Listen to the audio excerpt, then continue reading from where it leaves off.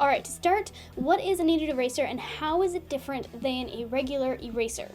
At just a glance, the kneaded eraser seems to have no purpose aside from being just another eraser. It comes in a gray or white brick and is made of the same vinyl or rubber that any other eraser is made of. So what's the difference? While a kneaded eraser is still an eraser designed to clean graphite and other mediums, it has three main differences. First, it generally doesn't completely remove pencil from your paper. This is not how it was meant to be used. However, it can clean itself, which is different from a vinyl or rubber eraser. And it doesn't leave a mess of eraser crumbs when used. The kneaded eraser also has way more artistic uses than you may think, so let's dive into those. First, how do you get it ready to use? Well, the kneaded eraser looks like this new, either wrapped in plastic, like this one, or wrapped in plastic within a plastic box, like this one. Either way, they are exactly the same and they will work exactly the same. But here's what you want to do. Take the kneaded eraser out of the container, remove the plastic from it, and then you want to knead it. Just stretch it out and then fold it back on itself until it's relatively soft and malleable. When you are done with this, you should be able to mold it into any shape, making it fun for fine art and sculpting. Now let's get into how to actually use it to create cool effects within your own graphite drawings. First of all, the first way you can use the kneaded eraser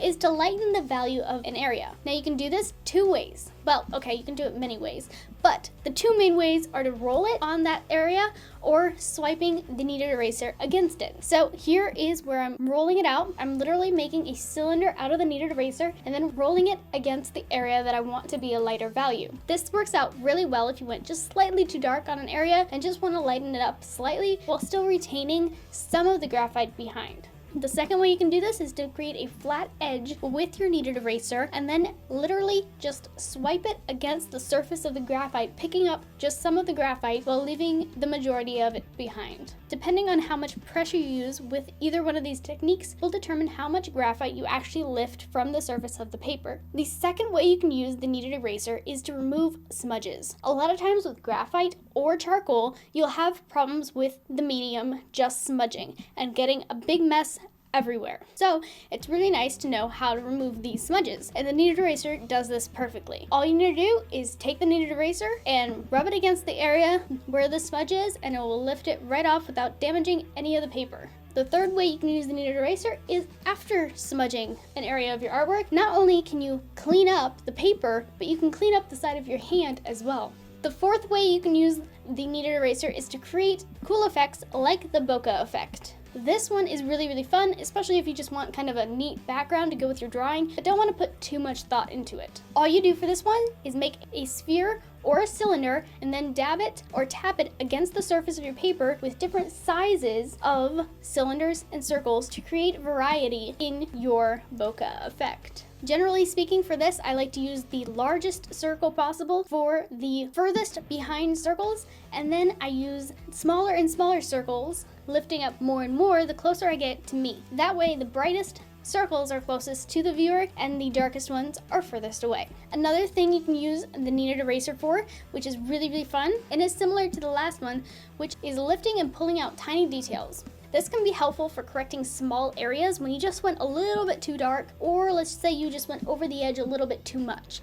This works out really well for that. Along these lines, another way you can use the kneaded eraser is actually working dark to light in graphite, where you actually block in the shadows first and then bring up the highlights. Alright, after all of these techniques, you can see that the kneaded eraser gets pretty dirty. So let's clean it. All you do to clean the kneaded eraser is to knead it. You will notice that the graphite is absorbed into the eraser, darkening the overall value of the eraser. Now it will keep getting darker as you add more graphite into it, but you don't need to throw it away until it's too dirty to clean itself, and instead leave streaks on your paper.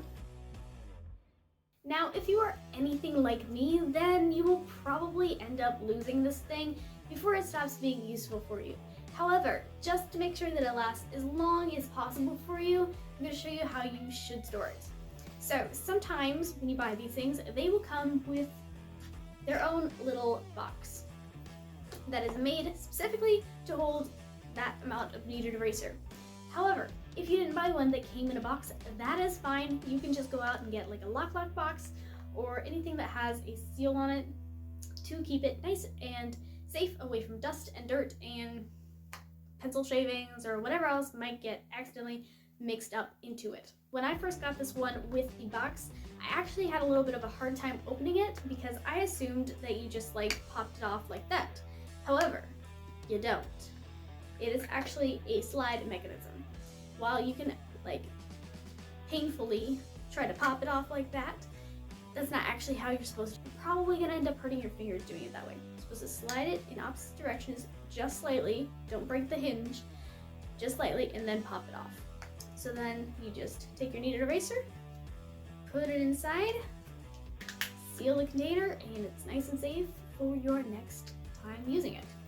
Now there are times, like when you have a sketch outlined on something like pastel matte paper, in which case if you want to lighten that up, you will find that the kneaded eraser doesn't lift much of the graphite up, so you have to use a regular eraser for that. However, in this situation, there is still a use for the kneaded eraser. That is to lift up eraser crumbs left behind by the regular eraser. Then, just like the graphite, you can mix in the crumbs into the kneaded eraser and keep on using it. This is by far my favorite use for the kneaded eraser, since it means that you never have to deal with the eraser crumbs dirtying up your workspace again. Comment below if you have heard of this use for the kneaded eraser. Also, now that you have, are you excited to try this out for yourself? If this video was helpful,